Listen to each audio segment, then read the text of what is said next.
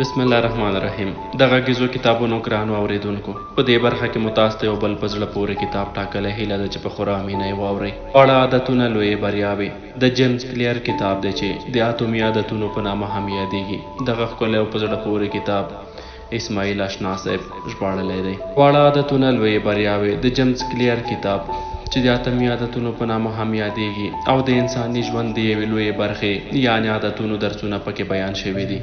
په دې کتاب کې د عادتونو او د غرض د عادتونو د ځواک په اړه ډېر حیرانوونکي موارد بیان شوي دي چې په عملي کولو سره یې په ژوند کې د مثبت بدلون شاهدان اوسېدی شو.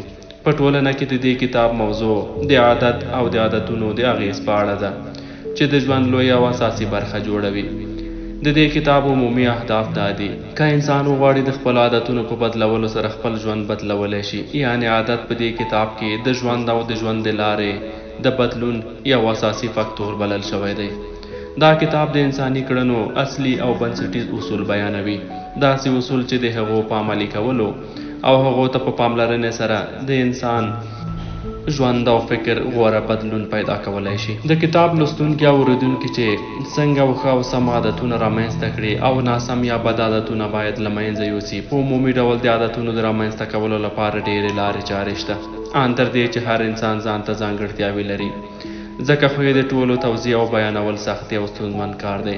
په دې کتاب کې هم د ښو عادتونو د رامنځته کولو او د بد عادتونو د له منځه وړلو ځینې هغه عمومي لارې چارې بیان شوي چې تر ډېره د هر انسان لپاره ګټور او مثبتې پایلې لري. دا کتاب د نامتو امریکایي لیکوال او عکاس جیمز کلیر په مټ لیکل شوی چې دا کتاب د یو شمېر تجربو او څېړنو پایله ده. د کتاب په سریزه کې د دې کتاب د لیکلو اصلي هدف بیان کړی دی. هغه په دې کتاب کې په عمومي ډول ښه عادت رامنځته کولو لپاره 4 اساسي لارې چارې بیان کړي دي. دا 4 اساسي لارې یا قوانین د دې کتاب په هغه بنسټیز او عمومي مواردو کې شمیرل کېږي چې د ښو عادتونو د رامنځته کولو لپاره اساسي برخې ښودل شوي دي. دا کتاب مکمل 6 برخې او 20 څپرکي لري چې د هر څپرکي په پای کې د اړوند څپرکي لنډ ټکي او عمومي مسایل په لنډه توګه هم ښودل شوي دي. په پای کې هم اړینه بولم چې پښتو ژبې ته د دې کتاب د ژباړې په برخه کې له خپلو ټولو هغو ملګرو مننه وکړم چې زحمتونه یې ګاللي دي. عادتونه هغه څه دی چې په منظم ډول زیاترو برخو کې په خپل سري توګه ترسره کېږي. د نیمو لومړنیو کلونو په تېرېدو زما ځینې واړه خو دوامدار عادتونه په هغو پایلو ختمېدل چې په لومړنیو کې د تصور وړ نه وو. مثلا په لومړي ځل ما خپل ژوند کې دا عادت پیدا کړ چې په اونۍ کې 2 ځله د بدن د ښکلا ورزش وکړم، چې په څو وروستیو کلونو کې مې بیا ونه یا قد تر 190 سانتي او وزن مې له 20 کیلو څخه تر 90 کیلو پورې ورسېد. کله چې د پوهنتون په 2م کال کې مې د پیچ په ډله کې د سټارټر مقام درلود. په 3م کال زموږ د لوبډلې په رایو د ټیم کپتان شوم او بالاخره په پای کې هم د ګډون کوونکي ټیم لپاره په ټولو کنفرانسونو کې زه وټاکل شوم. خو په وروستي کال زما د خوب درس لوست او نرمي عادتونو خپله نتیجه وښودله. تر ناروغۍ او هغې خطرناکې پیښې 6 میاشتې وروسته زه د نیوسن پوهنتون غوره لوبغاړی وټاکل شوم. همدارنګه د ISPN ټولنې لخوا د ټولې امریکا غوره لوبغاړی وپېژندل شوم. هغه ویاړ چې په ټول هېواد کې د 3 لوبغاړو په برخه کېده. د زده کړو بشپړېدو په وخت زما نوم په 8 بېلابېلو ډلو کې د پوهنتون د ویاړونو په کتابچه کې ثبت شو. په هماغه کال ما د ولسمشرۍ مډال هم ترلاسه کړ چې د پوهنتون تر ټولو لویه اکاډمیکه نښه وه. دا ټول زما د ژوند واقعیتونه وو. ما بالاخره خپلې وړتیاوې وښودې او انرژي مې په کار واچوله. زه په دې باور یم چې د دې کتاب ټول مفاهیم به په تاسې کې نغښتي وي. انرژي په کار واچوئ. موږ ټول د ژوند په لړ کې له یو شمېر ستونزو سره مخ کېږو. ضرر لیدل زما د ژوند یوه پیښه وه او ما ته یې یوه ښه تجربه او درس راکړ. هغه بدلونونه چې لومړی ډېر واړه ښکاري، که هغو ته پاملرنه وکړئ هغه ډېر لوی وي او ډېرې ښې پایلې به یې له ځانه سره ولرئ. موږ له ستونزو سره مبارزه کوو، خو په اکثره مواردو کې زموږ د ژوند کیفیت زموږ په عادتونو پورې تړلی وي. د ښو عادتونو په لرلو سره هر څه او هره بریا شونې او ممکنه ده. څنګه او ولې مې دا کتاب ولیکه؟ د 2012 زیږدیز کال په نومبر میاشت کې مې په خپله شخصي ویب پاڼه کې د خپلو مقالو خپرول پیل کړل. د عادتونو په هکله څو کاله ما یادښتونه نیولي وو او دې ته آماده وم چې ځینې په عمومي ډول له ټولو سره شریک کړم. هره دوشنبې او پنجشنبې به مې نوې مقالې خپرولې. د څو میاشتو په لړ کې د لیکوالۍ دا ساده عادت زرګونو ایمیلونو لامل شو او د 2014 کال په پای کې دا شمیر تر 10,000 کسانو پورې ورسید. په 2014 کال کې زما د ایمیلونو شمیر تر 100,000 پورې ورسید چې زما پاڼه په یو لوی انټرنیټي خبر پاڼه بدله شوه. 2 کاله مخکې مې چې لیکوالي کوله دا وخت عادتونو د متخصص په توګه پیژندل شوی وم. هېڅکله مې ځان د دې موضوع استاد نه باله، بلکې ځان مې داسې یو څوک باله چې له لوستونکو سره یو ځای ژوند تجربه کوم. په 2015 کال کې مې 2,00,000 خواوشا ګډونوال درلودل. له پنګوین روندوم هاوس خپرندوی ټولنې سره مې د کتاب لیکلو هوکړه وکړه چې تاسې یې اوس لولئ او اورئ. د مخاطبینو په ډېرېدو مې د کاروبار فرصتونه هم زیات شول.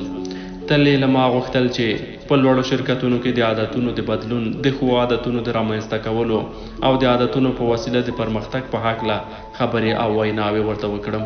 د امریکا د متحده ایالاتو او اروپا په یو شمېر کنفرانسونو کې مې ډېرې ویناوې وکړې. په 2014 کال کې زما لیکنې په دوامدار او منظمه توګه یو شمېر معتبرو نشریو کې خپرېدلې لکه ټایمز، انټرپریونور او فورس کې. ډېر خوښ وم چې هلته هر کال تقریبا 8 میلیونه خلکو به زما لیکنې لوستلې. د NFL او NBA او MBL مربیانو هم زما کتاب ولوست او هغه یې خپل ټیم سره شریک کړ. د 2019 کال په پیل کې مې د عادتونو اکاډمي پرانسته چې د سازمانونو او مینوالو خلکو لپاره د ښو عادتونو د تمرین لومړنی مرکز وګرځېد. د فورچون مجلې راپور خپور کړ چې 500 شرکتونو د خپلو مدیرانو او کارمندانو نیملیکنه کړې ده. تر دې دمه تر 10,000 زیات رهبران، مدیران، مربیان او ښوونکي د عادتونو له اکاډمۍ فارغ شوي وو او له هغوی سره کار کولو ما ته ډېر څه را زده کړل او ډېر اهمیت را په برخه شو. اوس مهال د 2018 کال په پای کې د دې کتاب په بشپړولو بوخت یم. دا مهال زما شخصي ویب پاڼه هره میاشت میلیونونه لیدونکي لري او کابو خواوشا 500,000 کسان زما په ایمیل کې غړیتوب لري چې دا هر څه زما لپاره له تصوره لوړ دي او فکر کوم چې د دوی لپاره باید څه کار وکړم. ما د دې کتاب مطرح شوې نظریې له دې امله زده کړې چې مجبور وم له هغو سره ژوند وکړم. مجبور وم په کوچنیو اتومي عادتونو تکیه وکړم چې ژوند مې ښه او ضرورونه مې کم شي، متضرر نشم په ژوند کې، په ورزشي ډګر کې قوي شم، لیکوال شم، ښه کاروبار جوړ کړم او په ټوله کې یو بریالی او مسؤل شخص باندې باید بدل شم. دغو اتومي عادتونو له ما سره مرسته وکړه چې په خپله وړتیا پوه شم او ګټه ترې واخلم. اوس چې تاسو دا کتاب خوښ کړی، فکر کوم تاسې به هم خپلې وړتیاوې راوپنځوئ او هیلې به مو رښتیا کړئ. دا کتاب یو عملیاتي لارښود دی چې په راتلونکو پاڼو کې به تاسو ته د ښو عادتونو د رامنځته کولو ګام په ګام در وښیي چې یوازې د څو ورځو لپاره نه، بلکې د ټول عمر لپاره به وي.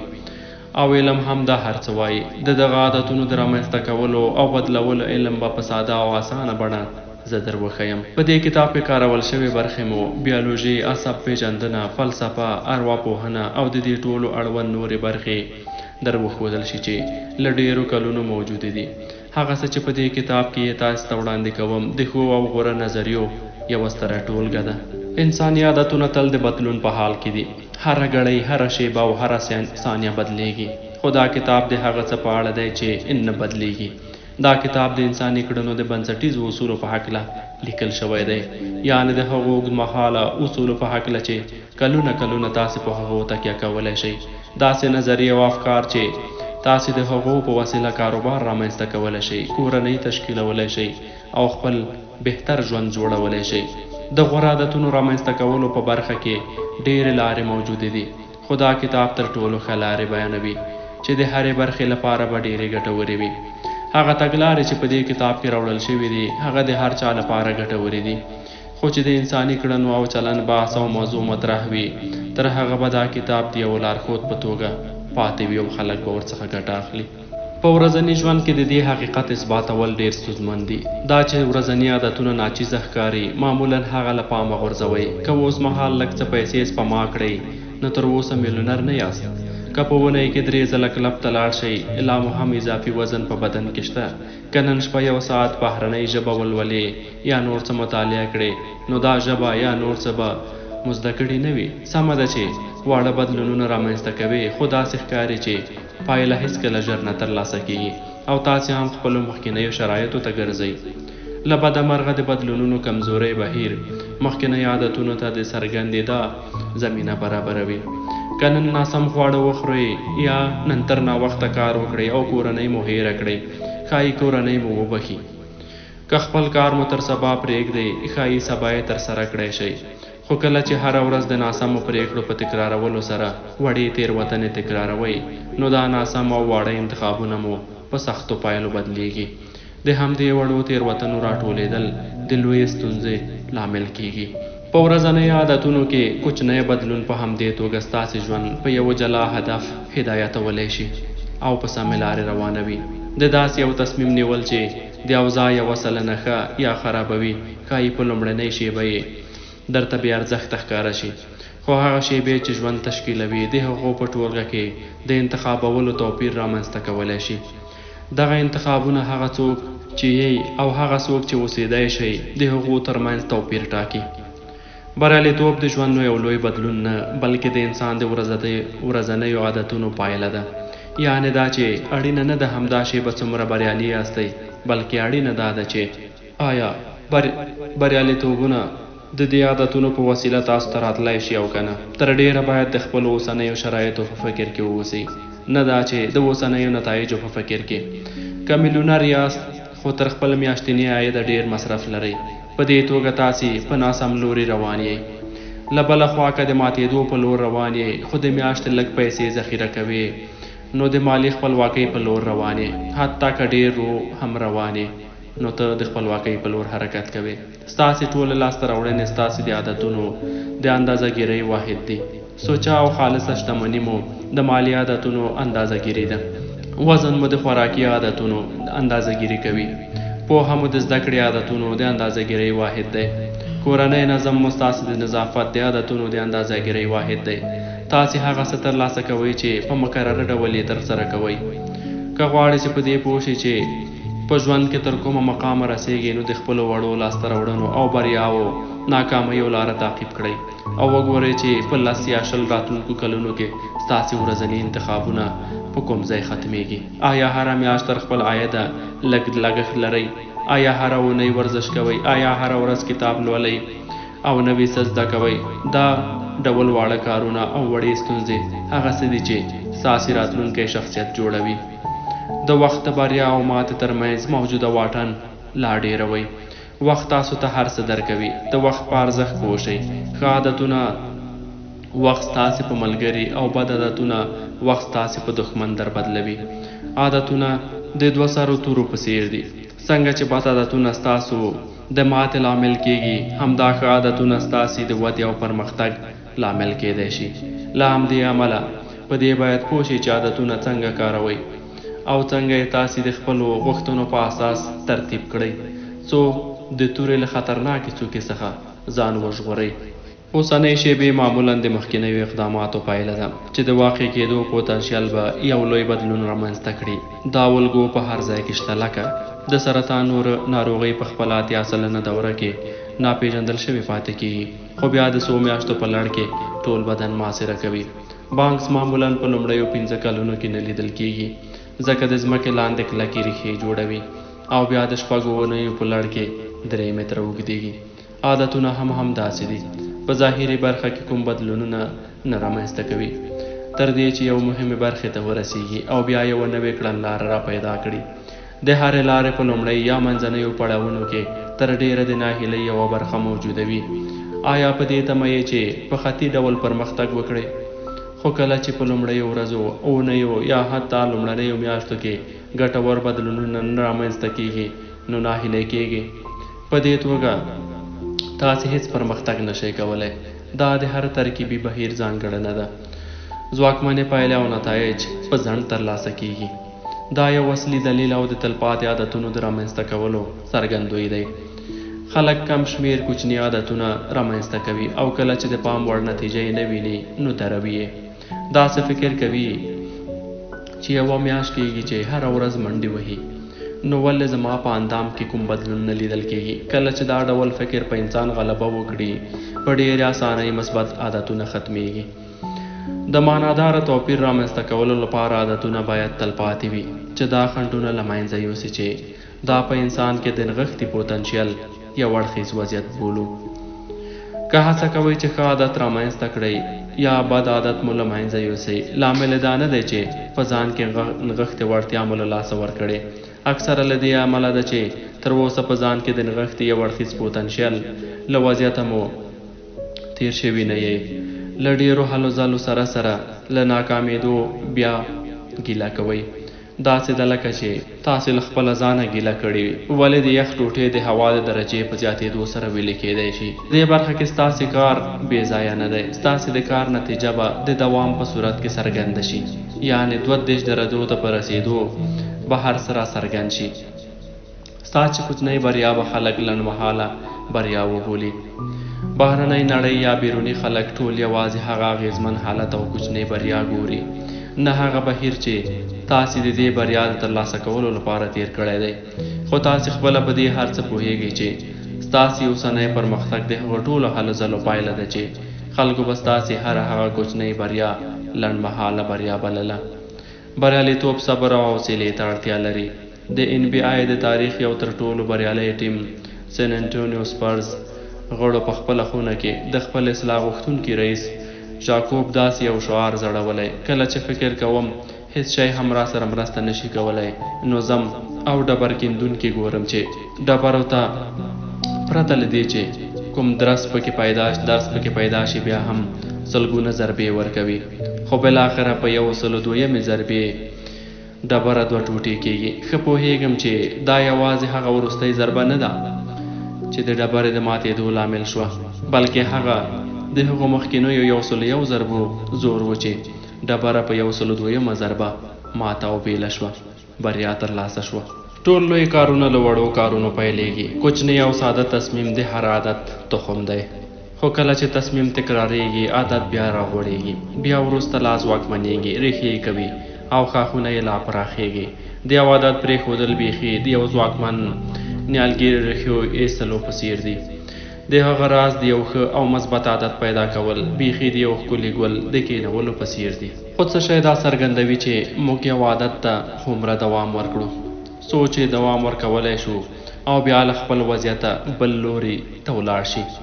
څه شی د دې لامل کېږي چې یو شمېر خلک د بدو عادتونو په دام کې راګیر شي او یو شمېر نور بیا د ښو عادتونو له مثبتې اغېزې خوند واخلي. ټولنپوهنه دا ادعا کوي چې د ژوند موخو لکه د وزن تناسب، د بریالي کاروبار جوړولو، ډېرې هوساینې او لږ اندېښنې، له ملګرو سره د خوږو شیبو لرلو او ټولو موخو ته د رسېدو تر ټولو ښه لاره د ټاکلو او ارزونو وړ موخو ټاکل دي. زه کلونو په دې طریقه له خپلو عادتونو سره مخ کېدم. ډېر اهداف به مې لرل او هر یوه ته یې باید رسېدلی وای. په ښوونځي کې د خوښې وړ نمرې مې باید ترلاسه کړې وای، د مناسب وزن لپاره مې باید ورزش کړی وای، او دغه راز په کاروبار کې د ښې ګټې ترلاسه کولو لپاره مې باید ښه پلانونه جوړ کړي وای، او د ټولو لپاره مې ځانګړي اهداف ټاکلي وای. په ځینو کې بریالی کېدم، خو په زیاترو کې بیا ناکامېدم. په پای کې دې ته متوجه شوم چې زما پایلې زما له اټکل شویو موخو او زما له اړوند سیستم سره ډېر توپیر لري. سیستمونه او اهداف له یو بل سره څه توپیر لري؟ دا هغه توپیر دی چې په لومړي ځل مې له سکاټ اډمز څخه زده کړ. د کمیک ډبل کارتوني وایي چې اهداف په هغه نتایجو پورې اړوند دي چې تاسې غواړئ ترلاسه یې کړئ. حال دا چې سیستم په هغه بهیر پورې اړوند دی چې نتایج هغو ته رسیږي. که د ټیم کپتان یاست نو حتما هدف مو د اتلولۍ په لوبو کې بریا ده. ستاسې سیستم د لوبغاړو راجذبولو طریقه، د مربیانو مرسته او د تمرینونو هدایت ورکول دي.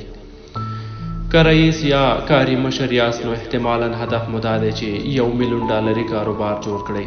ستاسو سیستم د محصولاتو د طریقو ازموینې، د کارکوونکو استخدامول، د بازار موندنې د کمپاینونو دایرول دي. که د موسیقۍ استاد یاست نو احتمالاً هدف به مو دا وي چې نوی هنري اثر رامنځته کړئ. ستاسو سیستم د تمرین اندازه، د بېلابېلو بلخو ارزول، له هغو وتل او د مربي د چلن پیدا کولو طریقه ده. جالبه پوښتنه دا ده که خپل اهداف مو په بشپړ ډول له پامه غورځولي وي او یوازې په سیستم مو تمرکز کړی وي، آیا تر اوسه هم ستاسو د بریالي کېدو احتمال شته؟